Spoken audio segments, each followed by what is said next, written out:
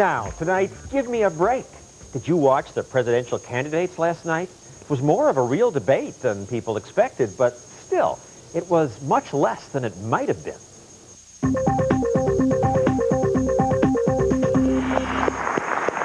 I welcome you to the first of the 2004 presidential debates. I thought they might really go at each other, but then Jim Lehrer listed the rules. For each question, there can only be a 2-minute response, a 90-second rebuttal, and at my discretion, a discussion extension of 1 minute. The political class has done it to us again.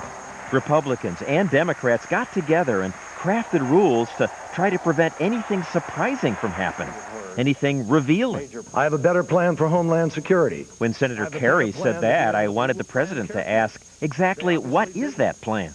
But that wasn't allowed. 75% of known al-Qaeda leaders have been brought to justice.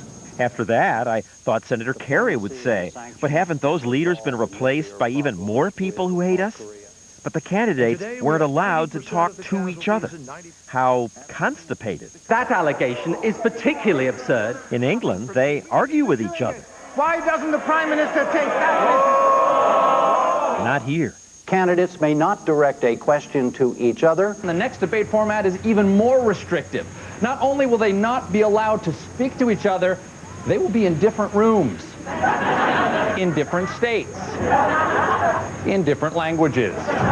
The debate rules were endless. The temperature must be 68 degrees, humidity not to exceed 50%, ceiling height at least 35 feet. The candidates must remain at least 10 feet apart, and they cannot talk directly to one another. It's actually based on the John Kerry-Theresa Heinz-Kerry prenup agreement. This contract is unbelievable. 30-some pages. Yeah, the parties want to have a monopoly over presidential debates they can control. No Debate is the title of a book George Farah wrote detailing how the established parties, in secret, agreed to rules that stifle debate. What kind of debate prohibits the candidates from actually talking to each other? That's not a debate. It's a glorified bipartisan press conference. The most revealing moments were the few times the candidates broke the rules. His daughters, I've watched them, chuckled a few times at some of their comments. By speaking directly to each other. Trying to put a leash on them. Or when the networks broke the rules and showed a candidate's reaction. The world is safer without Saddam Hussein. It was a break from the repetitive speeches. Saddam Hussein was a threat. Saddam Hussein was a grave threat. Saddam Hussein was a grave threat. My message, what kind of mixed message? Talk about mixed messages. Debates didn't used to be this way. No, they did not.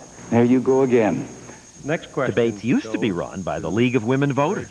And they fought aggressively on behalf of the American people for engaging debates and the inclusion of popular independent candidates. They always allowed follow-up questions. They selected aggressive moderators.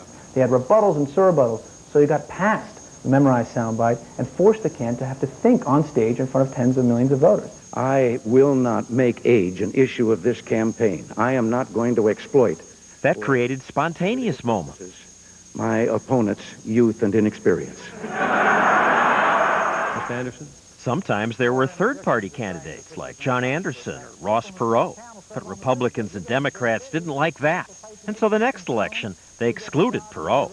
And even though 3/4 of the American people wanted to see him in the presidential debate, Ross Perot was excluded because Bob Dole and Bill Clinton hatched a secret deal to keep Perot out. Who started this?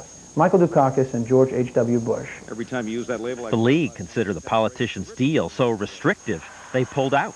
The League is withdrawing its sponsorship of the presidential debates. The League of Women Voters refused to implement it, calling it a fraud on the American people. We have no intention of becoming an accessory to the hoodwinking of the American public.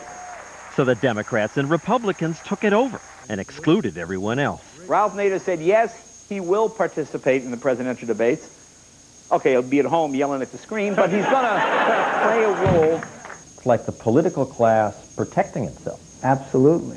They were sick and tired of a women's organization telling their boys who they could participate with and under what conditions. So they created conditions that limit debate, even outlawing extra debates. They will not appear at any other debate with any other presidential or vice presidential candidate. I mean, aren't we supposed to encourage more talk? This is an outrageous violation of free speech that undermines the democratic process. The leaders of our political parties don't want you to hear too much. Give me a break.